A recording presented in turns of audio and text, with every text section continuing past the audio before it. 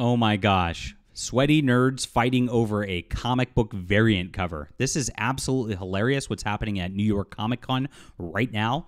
And we are getting into this news. Oh my gosh. So Peach Momoko did a Spawn variant cover for New York Comic Con, and there was a straight up fist fight that erupted over it, as we can see. So these books were selling for $40 to $60, and they were already being flipped for $300 to $500 because it's a rare Spawn variant. Todd McFarlane really has created this interest in his properties that are like beyond anything else in the comic book industry. Spawn continues to sell as a top seller, even though it's up in the numbers 300. He hasn't even done that like all new #1 variant exclusive first issue sort of gimmick that all these other companies have done. He just continues to produce these comics, and he's built out a whole line of a bunch of different comics from spinning off of Spawn, and honestly, it just doesn't get a lot of talk. Now, this is pretty interesting. Peach Momoko, we know, has her interesting art style, which is very similar to like Junji Ito, very horror-esque, and it's got a dedicated fan base. She's been writing Ultimate X-Men, which, of course, I think is just a mistake. They shouldn't have put her on something that's X-Men when it's not X-Men. But if she was doing her own, like, creator-owned stuff, it'd probably be pretty interesting. This is just how it goes, and I urge everybody, like, you know, to just do creator-owned stuff. Don't do work for Marvel and DC. They're the worst. Now, this came out, the Peach Momoko exclusive, and we'll talk about what happened in just a moment. My name's John Delarose, the most trusted name in comics news. Please hit the like and subscribe button. I've got a great graphic novel, The Emerald Array. It's Space Marines versus evil space monsters, and it is a lot of fun. This is everything comics used to be. It's a 66-page graphic novel, and I would urge you to support our efforts right here. We're banned from Kickstarter for telling the truth about the comic book industry and how corrupt it is, and we are on Fund My Comic, which allows free speech and free artistic expression, already crushing it with 219 backers, over $11,000.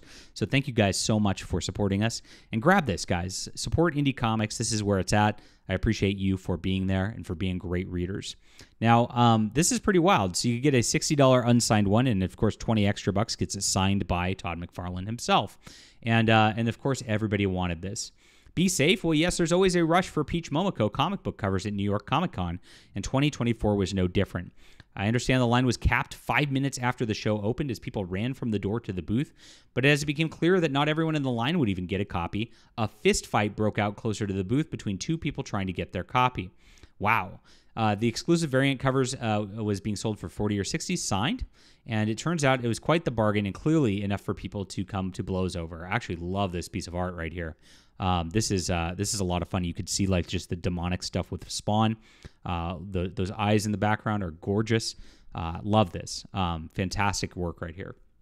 Some attendees who got to line and avoided the fistfight flipped their Peach Momoko Spawn comic right away. Copies being successfully sold for $300 raw and CGC graded for $500. Wow.